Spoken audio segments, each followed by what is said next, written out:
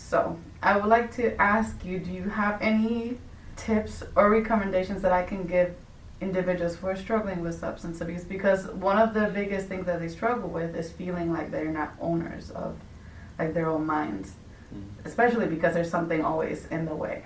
And other than just like sending them to detox and going to rehab, like how do you guys have any tips as to how to help them not go back to that specific habit? Like, is there anything that can come to mind that you can provide? Yeah, this is a big. It doesn't have to be like that. Yeah, this is a very big topic. But what I find with addiction is to help people get congruent. Many people, why they are suffering, is because they don't match. And inside of them, I'll use the analogy of inside of you. Let's take you for an example. Inside of you, there is mama bear, like the emotion part, the heart part in you. And then the logic part of you is papa bear. And every single day inside of you, how many of you can relate to this? Mama bear says, today, eat healthy, right? And then in the afternoon, what happens? No, you didn't eat healthy. So Papa Bear kicks in and says, just eat the donut. No problem. And what happened is you just split yourself. And then other parts of you that says, speak nicely. Mama Bear says, speak nicely. Papa Bear says, no, I don't care. Just say what you want to say. Okay. And again, Mama Bear says, be kind. And then Papa Bear, same thing. But imagine inside of us, Mama Bear and Papa Bear are always fighting every single day. And when that is the case, then the baby bear says, dude, I can't figure you out. What do you want to do? Inside your own home, it's just conflict. And what I have to do with people who are struggling with addiction is because when Mama Bear and Papa Bear are fighting, the baby bear runs away. And it goes to something more consistent, and that is called an addiction. An addiction can be anything.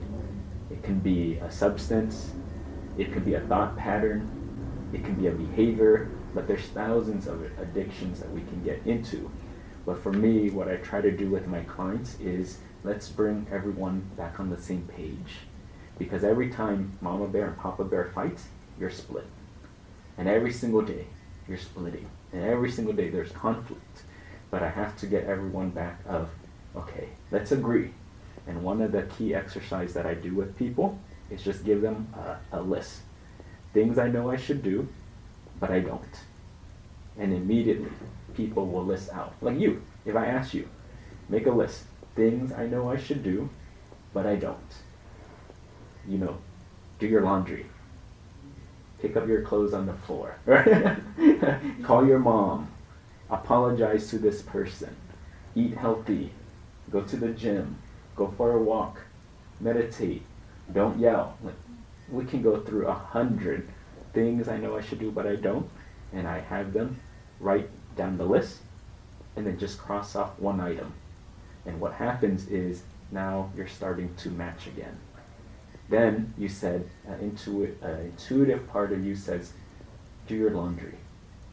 And then you do your laundry, right there. We match. And right there. Now you're at peace. And every single time that you do this list inside of you, you're building trust again. When people come see me, they're like, I hate my life. I'm struggling. I'm suffering. I don't respect myself. Why are you surprised? Because we betray ourselves every single day, hundreds of times. How can you respect yourself? So the purpose of this exercise is really to get you to match, to start to see that when I say this and I do this, right there, you're very congruent. And every single time that you are doing this, you're fighting for yourself. And you begin to develop, oh wow, I trust me. Oh wow, I respect me. And for me, it's take out all the logic and just follow this list. Things I know I should do, but I don't. And don't look at the results of how it turned out, but just know of what's happening. And what's happening is I'm training myself to being a congruent person, a whole person, because I'm fragmented and I'm split in all areas. But no, now moving forward, wow, I say I'm going to eat healthy, I eat healthy. I say I'm going to sleep at 10, I sleep at 10. I say I'm going to do this, and I do this. Oh wow, you actually keep your word. And slowly, trust. And slowly, you become a whole congruent person. And with people addicted to substance, this is something that gets them out of the logic and give them small, actionable step. And sometimes things are so big, we'll scale it down. Make it smaller. Okay?